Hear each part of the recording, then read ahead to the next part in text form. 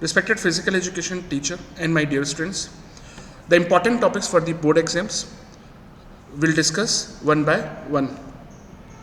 Now, chapter number 1, management of sporting events. 4 topics are there: functions of sports events, knockouts and leagues, various committees and their responsibilities, and community sports programs. Chapter number 2, children and women in sports, common postural deformities, women participation in sports, and female athlete traits.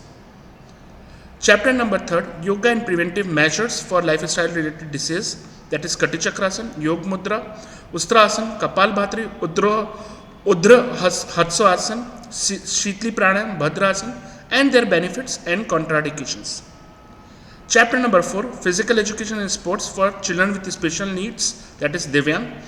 Now, under this, Paralympics, Special Olympics, advantages of physical activities for children with special needs, strategies to make physical activities accessible for children with special needs.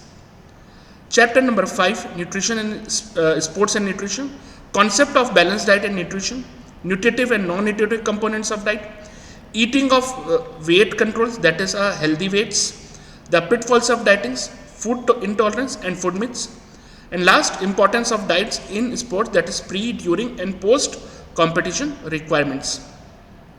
Chapter number 6, test and measurement in sports, Sai Kilo India fitness test, BMR calculation, yani basal metabolic rate calculations, Rickley and Jones senior citizen test, and Johnson Metheny test for motor educabilities.